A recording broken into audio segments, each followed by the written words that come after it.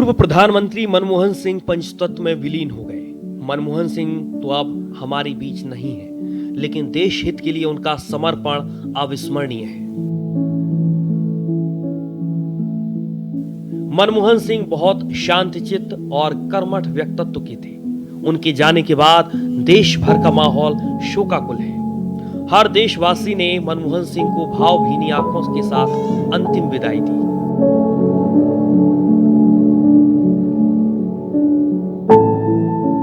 दिल्ली के निगम बोध घाट पर मनमोहन सिंह का अंतिम संस्कार किया गया। उनके अंतिम संस्कार में राष्ट्रपति द्रौपदी मुर्मू, प्रधानमंत्री नरेंद्र मोदी, रक्षा मंत्री राजनाथ सिंह समेत कई बड़े नेता शामिल हुए।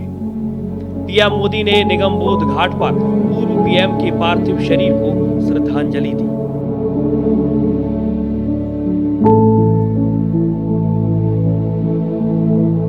मनमोहन सिंह की 3 बेटियां हैं। बड़ी बेटी ने पिता को मुखाग्नि दी। इसी के साथ पूर्व पीएम मनमोहन सिंह सदा के लिए पंचतत्व में विलीन हो गए।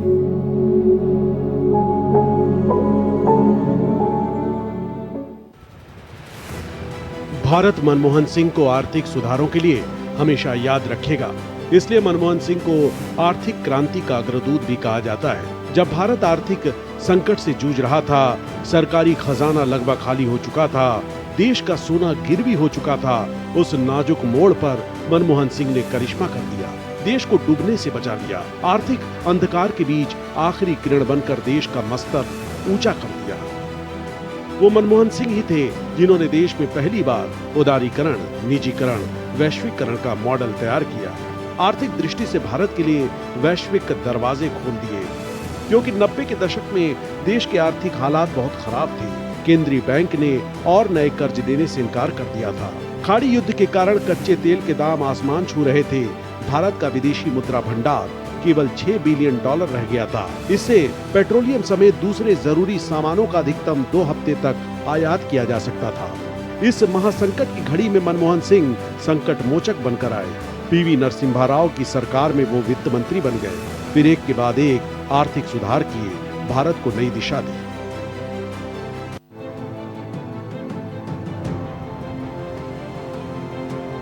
मनमोहन सिंह बचपन से प्रज्ञावान थे। कई बड़ी चुनौतियों को चुटकी में हल कर लिया करते थे। आर्थिक मुद्दों पर तो जैसे उनका कोई सानी नहीं था। मनमोहन सिंह ने पंजाब यूनिवर्सिटी में ग्रेजुएशन और पीजी में कीर्तिमान गढ़ा। उच्च शिक्षा के लिए उन्होंने कैम्ब्रिज यूनिवर्सिटी की ओर रुख किया। वहां से पीएचडी की और फिर ऑक्सफोर्ड यूनिवर्सिटी से डीफिल किया। मनमोहन जहां भी गए अपनी नॉलेज का लोहा मनवा दिया। 1972 में उन्हें वित्त मंत्रालय में मुख्य आर्थिक सलाहकार बनाया गया। इसके बाद वो योजना आयोग के उपाध्यक्ष बने। फिर 1982 से 1985 तक रिजर्व बैंक के गवर्नर बनाए गए। फिर प्रधानमंत्री के मुख्य आर्थिक सलाहकार नियुक्त हुए। मनमोहन का ज्ञान सबको अपनी ओर आकर्षित करता था। देश दुनिया में उनकी कार्यशैली की प्रशंसा हुआ करती थी और इसीलिए तो 1991 में जब पीवी नरसिम्हा राव देश के प्रधानमंत्री बने, उन्होंने मनमोहन सिंह पर भरोसा जताया। इंदिरा गांधी के करीबी अफसर पीसी अलेक्जेंडर की सलाह पर मनमोहन सिंह को वित्त मंत्री बनाया। बतौर अर्थशास्त्री मनमोहन सिंह ने देश दुनिया में अपना नाम रोशन किया। वो योजना आयोग के उपाध्यक्ष, आरबीआई गवर्नर, वित्त मंत्री और फिर प्रधानमंत्री बने। लेकिन अर्थशास्त्री बनने की उनकी यात्रा बहुत जटिल थी। उनके पिता नहीं चाहते थे कि उनका बेटा अर्थशास्त्री बने। उनके पिता तो उन्हें डॉक्टर बनाना चाहते थे। इस वजह से 1948 में अमृतसर के खालसा कॉलेज में फेलोशिप इन मेडिकल कॉस्मेटोलॉजी में उनका दाखिला करवाया गया। लेकिन पढ़ाई में उनका मन नहीं लगा। उन्होंने कॉलेज ही छोड़ दिया। वो पिता के साथ दुकान पर बैठने लगे। उनसे चाय पानी मंगाया जाता जो उन्हें पसंद नहीं आया। फिर उन्होंने हिंदू कॉलेज में एडमिशन ले लिया। देखते ही देखते उन्होंने यूनिवर्सिटी में टॉप कर दिया, स्कॉलरशिप भी हासिल की। बस वही दौर था जब मनमोहन सिंह को इकोनॉमिक्स से इश्क हो गया। आगे चलकर मनमोहन सिंह मेडिकल में नहीं, अर्थशास्त्र में डॉक्टर बने, जो उनके पिता का सपना था। फिर वो मनमोहन सिंह से डॉक्टर मनमोहन सिंह बने। 14 सितंबर 1958 ये वो तारीख है जब मनमोहन सिंह की शादी गुरशरण कौर से हुई। मनमोहन सिंह की शादी का किस्सा बहुत रोचक है। उनकी शादी की एक भी तस्वीर नहीं है। 50 के दशक में 19 साल की गुरशरण के लिए लड़का ढूंढा जा रहा था। मनमोहन के घरवाले भी शादी के लिए लड़कियां देख रहे थे। पहली मुलाकात के बाद मनमोहन सिंह गुरशरण को देखने और मिलने उनके कॉलेज चले गए। गुरशरण तो नहीं मिली, प्रिंसिपल जरूर मिल गए। प्रिंसिपल ने बताया कि जिस लड़की से शादी की बात चल रही है वो पढ़ाई में एवरेज है। ये सुनकर वे थोड़ा निराश हुए, क्योंकि मनमोहन सिंह के लिए पढ़ाई का बहुत महत्व था। हालांकि बाद में शादी के लिए मान गए। गुरशरण 5 बहनों में सबसे छोटी थी। परिवार गरीब था। 4 बेटियों की शादी में खूब पैसा लग चुका था। उनके पिता ने कहा कि वे शादी में मामूली दहेज ही दे पाएंगे। तब मनमोहन ने कहा, मैं दहेज में विश्वास नहीं रखता, बस मेरे पिता चाहते हैं कि बारात का ठीक से ख्याल रखा जाए। जैसे ही बारात गुरशरण के घर पहुंची, अचानक तेज बारिश हो गई। सब बिखर गया। दूल्हे वाले फोटोग्राफर को बुलाना भूल गए, इसीलिए शादी की कोई तस्वीर नहीं खींच पाई। पूर्व प्रधानमंत्री राजीव गांधी मनमोहन सिंह को पसंद नहीं करते थे। राजीव गांधी अक्सर मनमोहन सिंह के काम और उनकी योजनाओं पर सवाल खड़े कर देते थे।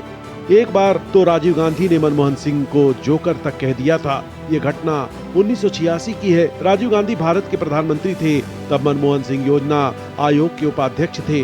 मनमोहन सिंह राजीव गांधी को विकास को लेकर एक प्रेजेंटेशन दे रहे थे, तभी राजू ने उन्हें फटकार लगा दी।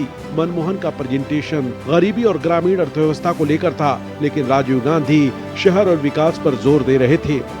अगले दिन जब इसको लेकर राजीव से सवाल पूछा गया तो उन्होंने योजना आयोग को ही कटघरे में खड़ा कर दिया। राजीव गांधी ने कहा कि योजना आयोग एक जोकर आयोग है। कहा जाता है कि मनमोहन राजीव की इसी टिप्पणी से बहुत ही नाराज हुए। इस्तीफा देने की भी उन्होंने ठान ली, लेकिन दोस्तों की समझाइश और देश हित में पद पर बने रहे। हालांकि पूरे कार्यकाल में वो साइड लाइन ही रहे। आखिर में 31 अगस्त 1987 को वो इस पद से मुक्त हो गए। Bureau report, Bharat express. Doctor Manmohan Singh सादा जीवन, उच्च विचार के दर्शन को अपना आदर्श मानते थे। इसलिए मनमोहन सिंह की सादगी की लोग आज भी मिसाल देते हैं। मनमोहन सिंह सेवा और समर्पण पर अटल विश्वास रखते थे। उनकी ईमानदारी और सादे जीवन से जुड़े किस्से आज भी राजनीतिक गलियारों में सुनने को मिलते हैं। ये किस्से दिल को छू लेने वाले हैं। मनमोहन सिंह सियासत की पथरीली राहों के एक ऐसे राहगीर थे जिनकी पहचान सौम्यता और विनम्रता की थी। वो बड़ी से बड़ी बात भी बेहद कम शब्दों में कह जाते थे। उनका अंदाज बेहद नपातुला और सरल होता था। सड़क हो या संसद, उन्होंने तल्ख राजनीतिक माहौल में न तो किसी को ललकारा न दुत्कारा। मनमोहन सिंह 3 दशक से ज्यादा वक्त तक राज्यसभा के सदस्य रहे, लेकिन कभी भी संसदीय परंपरा को उन्होंने तार-तार नहीं होने दिया। मनमोहन सिंह दिखावे और शोशेबाजी में जरा भी यकीन नहीं करते थे। सादगी से रहना उनको बेहद पसंद था। उन्हें देश दुनिया के प्राचीन और वर्तमान आर्थिक मॉडल का ज्ञान था, लेकिन उन्होंने कभी फिजूल खर्ची को बढ़ावा नहीं दिया। मनमोहन सिंह की पसंदीदा कार मारुति 800 थी। उन्हें लग्जरी कार नहीं बल्कि मारुति 800 पसंद थी। मनमोहन सिंह के प्रधानमंत्री रहते हुए एसपीजी प्रमुख रहे असीम अरुण ने सोशल मीडिया पर उनकी सादगी का एक किस्सा शेयर किया है, जिसमें वो बता रहे हैं कि डॉक्टर मनमोहन सिंह प्रधानमंत्री बनने के बाद भी सादगी पसंद व्यक्ति थे। अपनी बड़ी बड़ी डिग्रियों और राजनीति में इतने लंबे समय तक पैठ बनाने के बाद भी वो हमेशा मिडिल क्लास व्यक्ति की तरह रहना पसंद करते थे। उन्होंने बताया कि प्रधानमंत्री होते हुए BMW जैसी लग्जरी कार के बजाय डॉक्टर मनमोहन सिंह का दिल एक छोटी कार पर आता था। मनमोहन सिंह के पास मारुति 800 एक ही कार थी। प्रधानमंत्री निवास में चमचमाती काली BMW खड़ी रहती थी। इसके बावजूद वो हमेशा कहते थे, उनकी गड्डी तो ये मारुति है।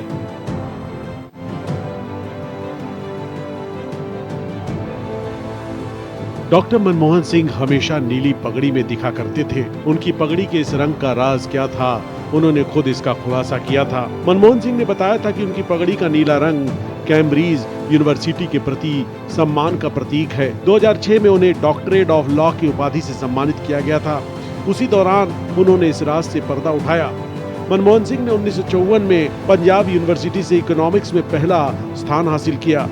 उसके बाद उन्होंने 1957 को कैम्ब्रिज यूनिवर्सिटी से इकोनॉमिक्स में फर्स्ट क्लास ऑनर्स की डिग्री हासिल की। उनके डिग्री हासिल करने के करीब 50 साल बाद अक्टूबर 2006 में कैम्ब्रिज यूनिवर्सिटी ने उन्हें डॉक्टरेट ऑफ लॉ की उपाधि से सम्मानित किया। समारोह के दौरान जब उन्हें उपाधि से सम्मानित किया जा रहा था, तब Duke of Edinburgh Prince Philip ने उनकी नीली पगड़ी की ओर इशारा करते हुए कहा कि देखो उनकी पगड़ी का रंग। इस टिप्पणी पर तालियों की गड़गड़ाहट के बीच डॉक्टर सिंह ने बताया कि हल्का नीला रंग उनका पसंदीदा रंग है और ये उन्हें कैम्ब्रिज के दिनों की याद दिलाता है। उन्होंने बताया कि कैम्ब्रिज में उनके साथी उन्हें प्यार से ब्लू टर्बन कहते थे। एक समय था जब देश के राजनीतिक गलियारों में तीन सरदारों की दोस्ती की खूब चर्चा होती थी। पूर्व प्रधानमंत्री मनमोहन सिंह, योजना आयोग के पूर्व उपाध्यक्ष मोंटेक सिंह अहलूवालिया और वरिष्ठ वामपंथी नेता हरकिशन सिंह सुरजीत। इन तीनों महानुभावों को लेकर एक रोचक किस्सा है। मनमोहन सिंह और सोनिया गांधी के बीच मनमुटाव हो गया था। मनमोहन सिंह मोंटेक सिंह अहलूवालिया को वित्त मंत्री बनाना चाहते थे। उन्होंने मोंटेक का नाम सोनिया गांधी के पास भेजा। सोनिया के ऑफिस से मोंटेक का नाम खारिज हो गया। सोनिया ने अहलूवालिया की जगह पी चिदम्बरम को चुना। मनमोहन किसी भी तरह मोंटेक को लाना चाहते थे, इसलिए उन्हें योजना आयोग का उपाध्यक्ष बनाने का प्लान बनाया। यहाँ बड़ी समस्या लेफ्ट पार्टीज की थी, जिनके सहयोग से यूपीए सरकार चल रही थी। मोंटेक को लाने में वरिष्ठ वामपंथी नेता हरकिशन सिंह सुरजीत ने उनकी मदद की। पद संभालने से पहले मोंटेक सिंह सीधे मनमोहन सिंह के पास गए। उन्होंने पूछा कि उन्हें सबसे पहले किससे मिलना चाहिए। तब मनमोहन सिंह ने कहा कि जाओ सबसे पहले 80 साल के कामरेड सुरजीत सिंह से मिलो। उस समय कांग्रेस के कई नेता मनमोहन, सुरजीत और मोंटेक सिंह तीनों सरदारों की 60 गांठ का मजाक बनाते थे। पूर्व प्रधानमंत्री डॉक्टर मनमोहन सिंह के लिए असम हमेशा से उनके दिल में एक विशेष स्थान रखता था। एक ऐसा राज्य जिसे वो प्यार से अपना गोद लिया हुआ घर कहते थे। ये भावनात्मक बंधन 1991 से शुरू हुआ, जब वो पहली बार असम से राज्यसभा के लिए चुने गए थे। मनमोहन सिंह के लिए असम लकी रहा। वो जब तक प्रधानमंत्री रहे, असम से ही राज्यसभा के लिए चुने गए। मनमोहन सिंह लगातार 5 बार यानी 2019 तक असम से राज्यसभा के सांसद चुने गए। अपने पूरे कार्यकाल के दौरान मनमोहन सिंह ने असम के विकास के लिए अथक प्रयास किया। उन्होंने राष्ट्रीय ढांचे, बाढ़ नियंत्रण, चाय उद्योग सुधार और नॉर्थ ईस्ट के लिए विशेष आर्थिक पैकेज जैसे मुद्दों की वकालत की। अपने कार्यकाल के दौरान मनमोहन सिंह कई कार्यक्रमों में अक्सर कहते थे, असम ने मुझे तब घर दिया जब मेरे पास कोई घर नहीं था। असम ने मुझे अपनाया और राष्ट्र की सेवा करने का अवसर दिया। असम के साथ उनके लंबे समय से जुड़े होने के कारण उन्हें वहां के लोगों का प्यार और सम्मान भी मिला, जो उन्हें न केवल एक राजनीतिक प्रतिनिधि के रूप में बल्कि अपनी आकांक्षाओं के संरक्षक के रूप में भी मानते थे। राजनीति में मनमोहन सिंह की एंट्री भले ही करीब 60 साल की उम्र में हुई, लेकिन उनकी सियासी दूरदर्शिता और गहराई का पता इससे चलता है कि 1998 से 2004 तक जब बीजेपी सत्ता में थी, तब मनमोहन सिंह राज्य सरकार में विपक्ष के नेता के पद को भी बखूबी संभाल रहे थे। हर पार्टी के नेता उनकी योग्यता के कायल थे। पीएम मोदी कई बार डॉक्टर मनमोहन सिंह की प्रशंसा खुलेआम कर चुके थे। उनके अंदर कभी भी किसी के प्रति घृणा द्वेष नहीं रहा। वे हर पार्टी से तालमेल बनाकर रखते थे। जब जम्मू कश्मीर में पीडीपी नेता मुफ्ती मोहम्मद सईद के साथ गठबंधन कर सरकार बनाने की जटिल पहल हुई, तो सोनिया गांधी ने अहमद पटेल के साथ मनमोहन सिंह को भेजा था। इसके बाद ही 2004 के आम चुनाव से 1 साल पूर्व उन्हें राज्यसभा में नेता विपक्ष बनाया गया। देश की राजनीति में मनमोहन सिंह ने निस्संदेह अजात शत्रु के तौर पर एक लंबी लकीर खींच दी।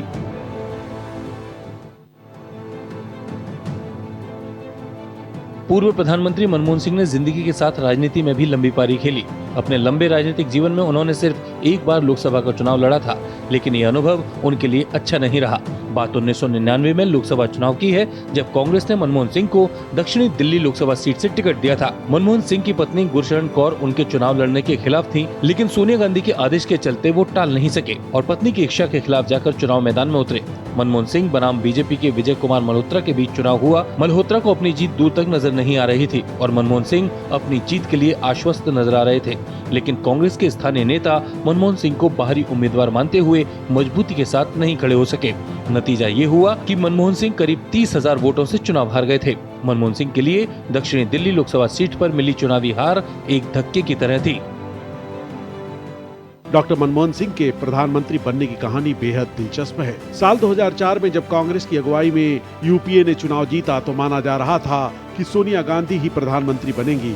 एक तरफ कांग्रेस पार्टी पूरा जोर लगा रही थी कि सोनिया गांधी पीएम पद स्वीकार करें, जबकि विपक्ष उनके विदेशी मूल के मुद्दे को लेकर विरोध कर रहा था। पूर्व विदेश मंत्री नटवर सिंह की autobiography one life is not enough के मुताबिक 17 मई 2004 को राहुल गांधी ने अपनी मां सोनिया गांधी को प्रधानमंत्री बनाने से मना कर दिया था। राहुल गांधी ने सोनिया गांधी को उनकी बात मानने के लिए 24 घंटे का वक्त दिया था।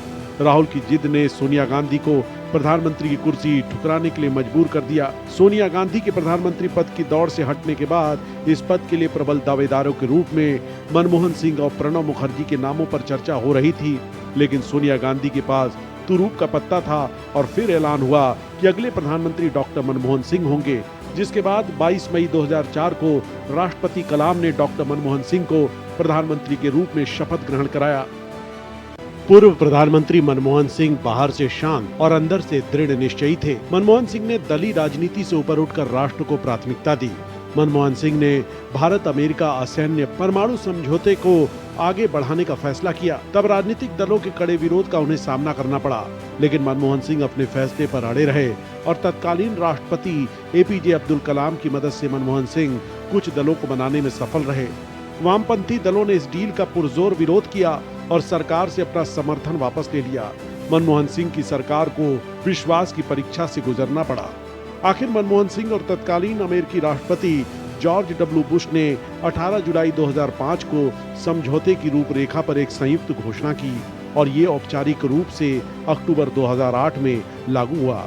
ये भारत के लिए एक बड़ी जीत थी। इसने भारत और अमेरिका को एक दूसरे के करीब लाने में भी मदद की, जिससे 2008 की आर्थिक मंदी के दौरान देश आगे बढ़ा। इसका फायदा 2009 के लोकसभा चुनाव में मिला और एक बार फिर यूपीए की सरकार आ गई।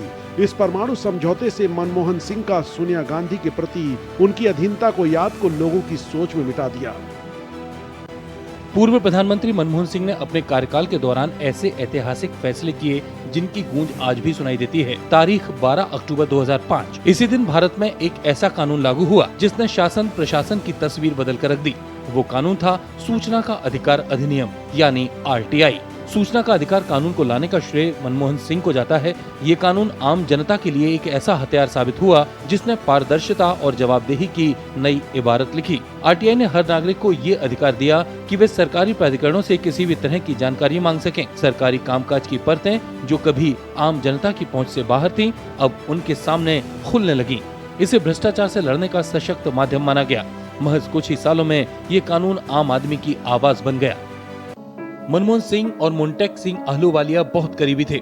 मनमोहन सिंह के जीवन में ऐसे कई मोड़ आए जब वो मोन्टेक सिंह के लिए खुलकर खड़े हुए। इसके लिए उन्होंने सोनिया गांधी से भी बैर लिया। मनमोहन सिंह जब पीएम के पद से इस्तीफे की सोच रहे थे, तब भी उन्होंने ऐसा करने से पहले मोन्टेक सिंह से सलाह ली, जिन्होंने इस्तीफा देने से मना कर दिया। मनमोहन सिंह ईमानदार और कर्मठ लोगों को बहुत पसंद करते थे। 2004 में मनमोहन सिंह मोन्टेक सिंह को वित्त मंत्री बनाना चाहते थे। जब सोनिया ने पी चिदम्बरम को वित्त मंत्री बनाया तो मनमोहन ने योजना आयोग का उपाध्यक्ष पद मोन्टेक सिंह को दिलवाया। 2013 में जब राहुल गांधी ने प्रेस कॉन्फ्रेंस में अध्यादेश को फाड़ दिया तो मनमोहन सिंह ने इस्तीफा देने का मन बना लिया। तब मनमोहन सिंह ने मोन्टेक से पूछा था, क्या मुझे इस्तीफा देना चाहिए? इस पर मोन्टेक सिंह ने अपनी किताब में खुलासा करते हुए बताया कि उन्होंने प्रधानमंत्री से कहा था कि इस मामले में इस्तीफा देना ठीक नहीं होगा।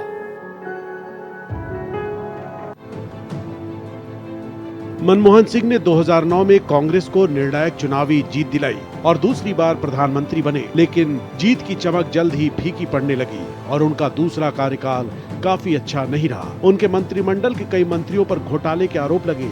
विपक्ष ने संसद को लगातार ठप रखा और नीतिगत ठहराव के चलते देश को गंभीर आर्थिक मंदी का सामना करना पड़ा।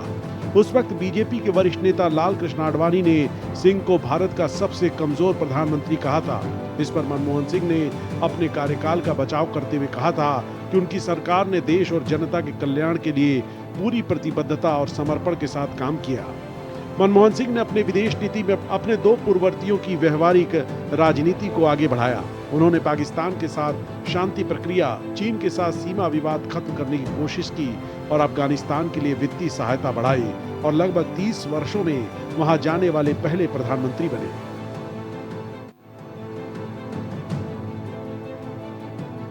देश के पूर्व प्रधानमंत्री डॉक्टर मनमोहन सिंह सौम्य सरल व्यक्तित्व के धनी थे, लेकिन उनके 10 साल के कार्यकाल में घोटालों को लेकर विपक्ष यूपीए सरकार पर हमलावर रहा। आइए आपको सिलसिलेवार तरीके से उन घोटालों के बारे में बताते हैं। कोयला ब्लॉक आवंटन घोटाले में करीब 1.86 लाख करोड़ रुपए का देश को नुकसान हुआ। राष्ट्रमंडल खेल घोटाला, इसमें खेलों के प्रोजेक्ट में भ्रष्टाचार हुआ। 2G टेलीकॉम घोटाला, इसमें सरकार को करीब 1.76 लाख करोड़ रुपए के राजस्व का नुकसान हुआ। शारदा चीट फंड घोटाला, पोंजी स्कीम के तहत व्यक्तिगत इस्तेमाल के लिए धन का डायवर्जन। INX मीडिया मामले में मनी लॉन्ड्रिंग, एक मीडिया कंपनी में विदेशी निवेश मंजूरी में अनियमितताएं हुई। एयरसेल मैक्सिस टेलीकॉम कंपनी में विदेशी निवेश को मंजूरी देने में अनियमितताएं हुई। एंट्रिक्स देवास डील में उपग्रह सौदे में अनियमितताएं और भ्रष्टाचार हुआ। जम्मू कश्मीर क्रिकेट एसोसिएशन घोटाले में फर्जी बैंक खाते खोलकर करीब 44 करोड़ रुपए की हेराफेरी की गई। एम्ब्रेयर डील घोटाले में ब्राजील की एरोस्पेस कंपनी एम्ब्रेयर से भ्रष्टाचार रिश्वतखोरी हुई। पिलाटस बेसिक ट्रेनर एयरक्राफ्ट घोटाले में वायुसेना के लिए 75 पिलाटस बेसिक ट्रेनर विमानों की खरीद में भ्रष्टाचार हुआ। हॉकी विमान खरीदारी में रक्षा मंत्रालय के अज्ञात अधिकारियों को रिश्वत दी गई। आदर्श हाउसिंग सोसाइटी घोटाले में रक्षा भूमि परियोजना में अपार्टमेंट के आवंटन में अनियमितताएं हुई। अगस्ता वेस्टलैंड हेलीकॉप्टर घोटाले में हेलीकॉप्टर खरीद में रिश्वत ली गई। पूर्व प्रधानमंत्री मनमोहन सिंह का एक संस्मरण अमेरिका के पूर्व राष्ट्रपति बराक ओबामा से भी जुड़ा है। बराक ओबामा ने अपनी पुस्तक अ प्रॉमिस्ड लैंड में डॉक्टर मनमोहन सिंह की खूब सराहना की थी। ओबामा ने पूर्व पीएम के बारे में कई सारी बातों का जिक्र किया था। बराक ओबामा ने जून 2010 में कनाडा में हुए G20 सम्मेलन के दौरान डॉक्टर मनमोहन सिंह से मुलाकात के बाद कहा था कि जब मनमोहन सिंह बोलते हैं तब पूरी दुनिया सुनती है। नवंबर 2020 में प्रकाशित ओबामा की अ प्रॉमिस्ड लैंड पुस्तक में उनकी पहली भारत यात्रा और डॉक्टर मनमोहन सिंह के साथ हुई चर्चाओं को विशेष रूप से शामिल किया गया। ओबामा ने किताब में नवंबर 2010 में भारत यात्रा के दौरान हुई घटनाओं और चर्चाओं को भी विस्तार से लिखा। ओबामा ने डॉक्टर मनमोहन सिंह को भारत के आर्थिक बदलाव का मुख्य शिल्पकार बताया और उन्हें बुद्धिमान, विचारशील और निष्ठावान नेता कहा। बराक ओबामा ने डॉक्टर सिंह को भारत के आर्थिक विकास का एक प्रमुख वास्तुकार बताया था। साथ ही अपनी किताब में लिखा कि वैश्वीकरण और आर्थिक संकट के प्रभावों को डॉक्टर सिंह गहराई से समझते थे। उनकी सोच न केवल भारत तक सीमित थी बल्कि वैश्विक राजनीति और अर्थव्यवस्था पर भी उनकी गहरी पकड़ थी। बात साल 2013 की है जब कांग्रेस सांसद राहुल गांधी ने मनमोहन सिंह सरकार का एक अध्यादेश मीडिया के सामने टुकड़े टुकड़े कर दिया था।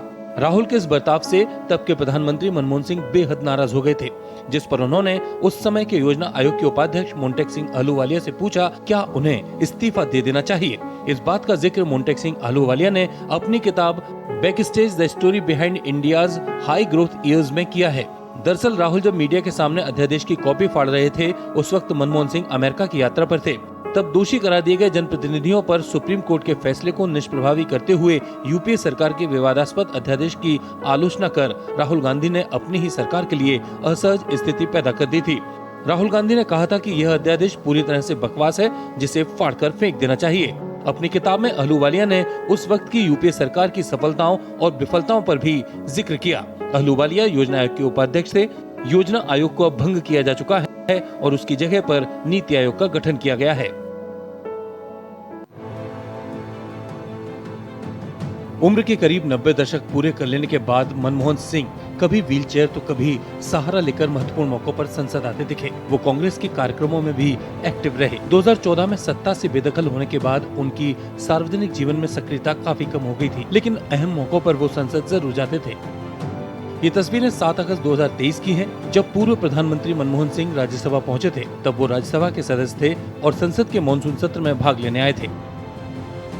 वो व्हीलचेयर पर बैठकर संसद पहुंचे थे। उनके जज्बे की पीएम मोदी ने संसद में काफी तारीफ भी की थी। सरदार मनमोहन सिंह ने 18 मई 2024 को लोकसभा चुनाव में नई दिल्ली संसदीय सीट के लिए अपने घर से ही मतदान किया था।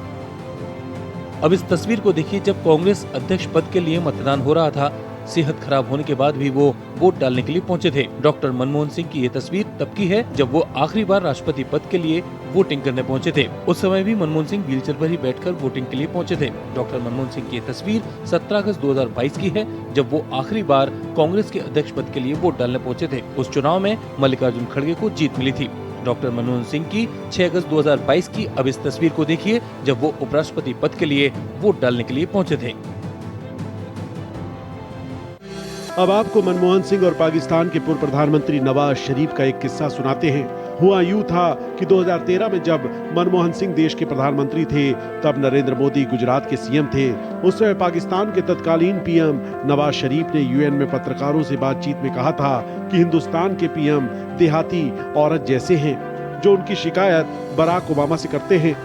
पाकिस्तानी पीएम के इस बयान पर काफी विवाद हुआ था। इसके बाद तत्कालीन गुजरात के सीएम नरेंद्र मोदी, जो मनमोहन सिंह के कट्टर आलोचक थे, उन्होंने नवाज शरीफ के बयान का कड़ा विरोध किया था। तब मोदी ने खुले मंच से कहा था, हिंदुस्तान में हम अपने पीएम से लड़ेंगे, नीतियों के लिए उनसे झगड़ा करेंगे, लेकिन वे 125 करोड़ के देश के प्रधानमंत्री हैं। नवाज शरीफ, ये आपकी कौन सी औकात है कि आप उन्हें देहाती औरत कहकर संबोधित करते हो? मोदी ने उस वक्त यूएन में बैठे भारतीय पत्रकारों पर भी सवाल उठाए थे।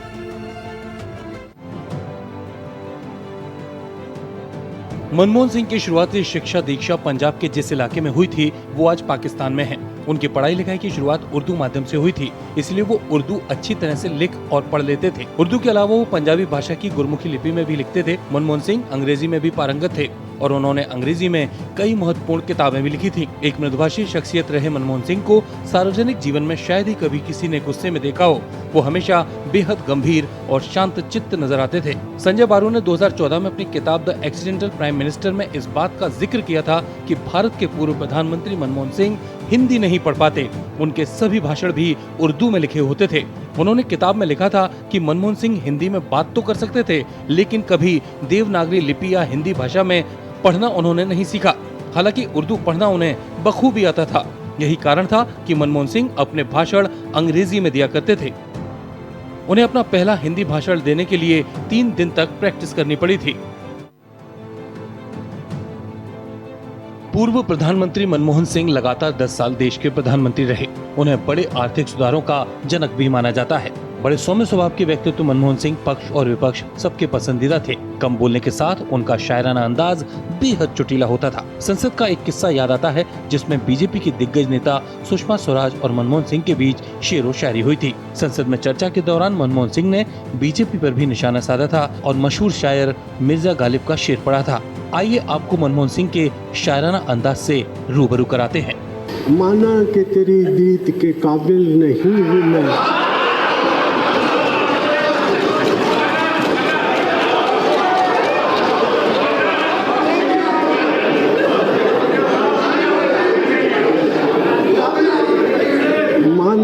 कि तेरी दीद के काबिल नहीं हूँ मैं, तू मेरा शौक तो देख, मेरा इंतजार देख। मिट गए मिस्र, यूनान और रोमा, कायम है अब तक, लेकिन कायम है अब तक नामो निशान हमारा। कुछ बात है कि हस्ती मिटती नहीं हमारी, सदियों रहा है दुश्मन दौरे ज़माना।